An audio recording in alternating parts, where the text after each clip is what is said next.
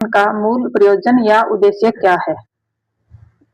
उद्देश्य क्या है? साहित्य की प्रवृत्तियों और उनकी उपलब्धियों को जनता तक पहुंचाना। ठीक है, जो साहित्य लिखता है राइटर या लेखक, उसका मूल उद्देश्य क्या रहता है कि जो साहित्य की प्रवृत्तियां हैं और उसकी उपलब्धियों को जनता तक पहुंचाना। ठीक है, अर्थात जो भी उस समय का, उस दौर का जो भी रीति रिवाज, परंपराएं और जो भी प्रचलन रहा होगा, उसको अब जनता तक पहुंचाना कि क्या क्या हो रहा है इस काल समय में। ठीक है, अगला है इतिहास। इतिहास शब्द किन दो शब्दों से मिलकर बना है? इसका अर्थ क्या है? इतिहास शब्द इतिहास से बना है। ठीक है, इति प्लस हास से बना है, जिसका अर्थ है ऐसा ही था या ऐसा ही हुआ था। ठीक है, तो जितने भी मूल से मूल साधारण से साधारण प्रश्न मैंने यहाँ ऐड किए हैं, कुछ भी छोड़ा नहीं है। इस पुस्तक में जितने भी प्रश्न बनते हैं मैंने बनाए हैं, तो ध्यान से इनको पढ़ें। अगला है साहित्य को समाज का क्या कहा जाता है? साहित्य को समाज का दर्पण कहा जाता है। अर्थात उस समय का जो साहित्य लिखा गया उसको आप पढ़ते हैं तो ऐसा लगता है कि आप उसको जी रहे हैं, अर्थात उसको आप देख रहे हैं ऐसा, इसलिए इसको साहित्य को समाज का दर्पण कहा जाता है। ठीक है, अगला है साहित्य का इतिहास किन पक्षों को उजागर करता है? यह उत्तर है, यह वर्तमान और अतीत दोनों पक्षों को उजागर करता है। ठीक है, वर्तमान को भी लिखता है और अतीत में या भूतकाल में क्या हुआ उसको भी ये इसमें अपने साहित्य में जगह मिलती है। ठीक है, अगला है साहित्य इतिहास के अध्ययन से आगामी पीढ़ी को क्या लाभ होता है? आगामी पीढ़ी को तत्कालीन कवियों की काव्य कला, भाषा शिल्प से परिचय और प्रेरणा मिलती है। ठीक है, साधारण से प्रश्न है, इनको देखते हुए चलिए।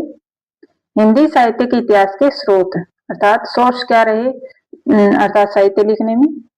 तो इतिहास के लिए आधार सामग्री के रूप में किसकी आवश्यकता होती है?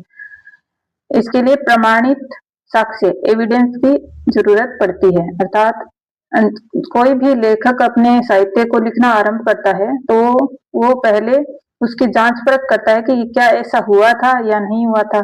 हुआ था तो उसके प्रमाण चाहिए उसको। इस तरह से पूरी खोजबीन होकर साहित्य लिखा जाता है। आगे है साहित्य इतिहास के साक्ष्य कितने प्रकार के होते हैं? दो प्रकार के होते हैं, अंतः साक्ष्य इंटरनल और बाह्य साक्ष्य एक्सटर्नल। ठीक है, ये दो प्रकार के होते हैं। पहला अंतः साक्ष्य के अंतर्गत किस प्रकार की सामग्री आती है? तो उत्तर है उपलब्ध आधारभूत कृतियां, ग्रंथ, कवियों और लेखकों की फुटकल प्रकाशित अप्रकाशित रचनाएं।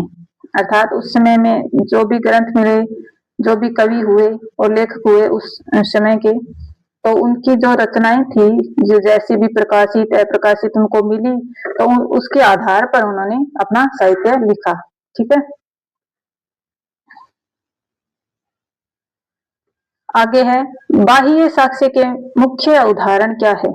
अर्थात दो प्रकार के चाहिए साहित्य लिखने के लिए, तो बाह्य साक्ष्य अंतः साक्ष्य हो गया। बाह्य साक्ष्य के लिए क्या क्या उदाहरण है?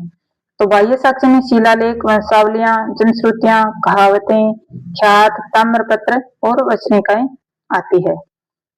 आगे है गोकुलनाथ द्वारा रचित किन दो ग्रंथों को इतिहास लेखन का आधार माना गया है?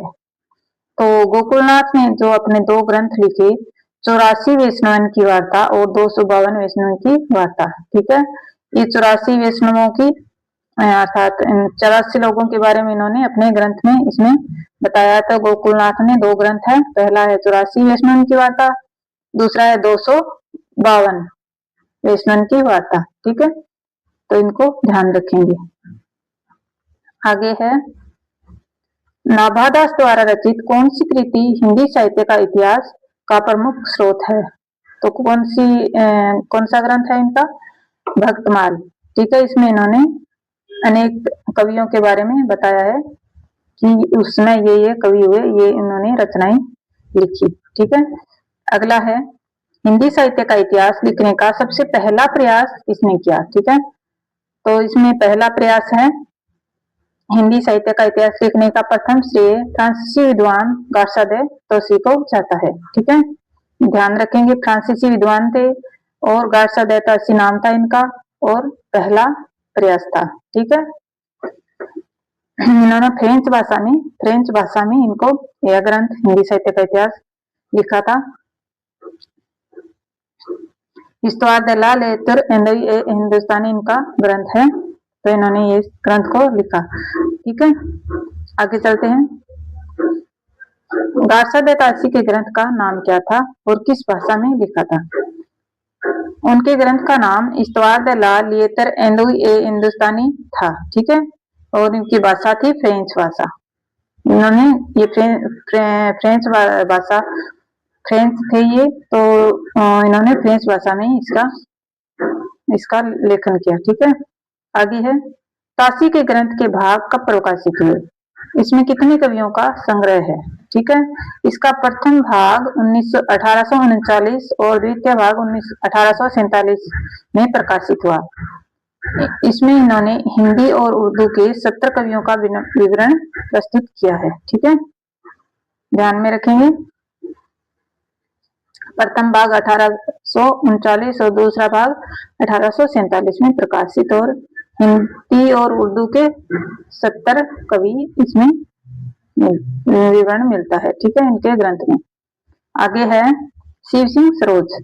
शिव सिंह सरोज की रचना किसने और कब की?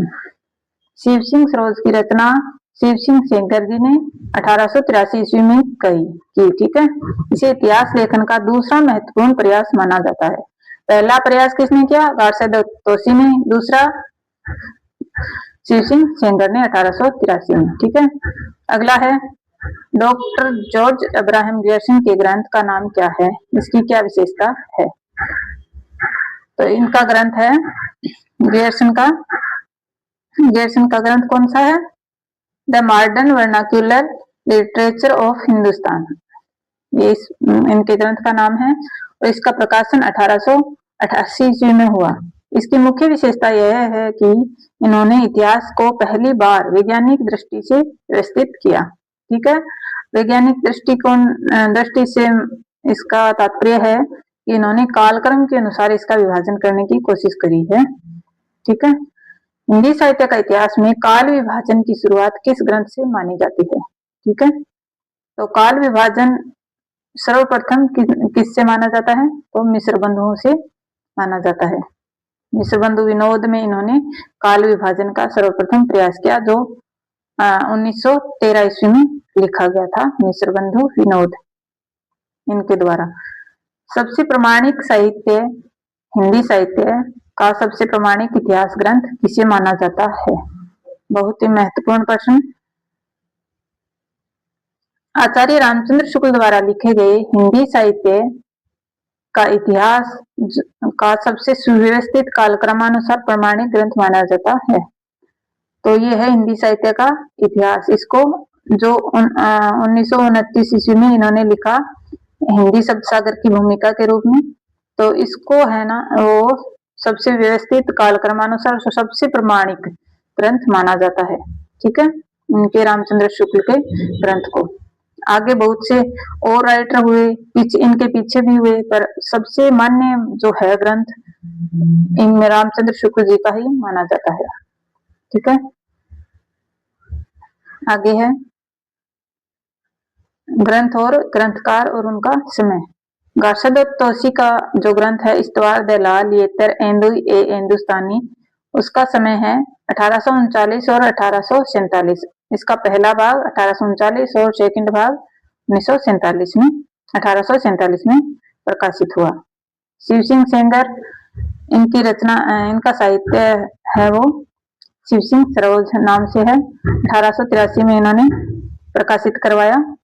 आगे है जॉर्ज अब्राहम ग्रियर्सन, इनका ग्रंथ है the modern vernacular literature of Hindustan, 1888 ईस्वी में। तो प्रश्न बन जाता है ऐसे कि ऑप्शन दे देंगे आपको ग्रियर्सन और आगे लिख देंगे ये पुस्तक, या इससे अलग दे देंगे उनका समय दे देंगे कि कब लिखा गया, तो इनको एकदम याद रखना है। आगे है मिश्र बंधु। मिश्र बंधु की जो पुस्तक है वो है मिश्र बंधु विनोद। तो इसका समय है 1913 ईस्वी, ठीक है। और रामचंद्र शुक्ल जी का जो ग्रंथ है हिंदी साहित्य का इतिहास, उसका समय है 1929 ईस्वी, ठीक है। तो चलिए यहीं क्लास को समाप्त करते हैं। तो मिलते हैं अगले बेहतरीन टॉपिक के साथ। तब तक के लिए अपना ध्यान रखें, पढ़ते रहें और आगे बढ़ते रहें। धन्यवाद। अगर क्लास आपको अच्छी लगी हो तो लाइक शेयर एंड सब्सक्राइब जरूर करें। Thank you.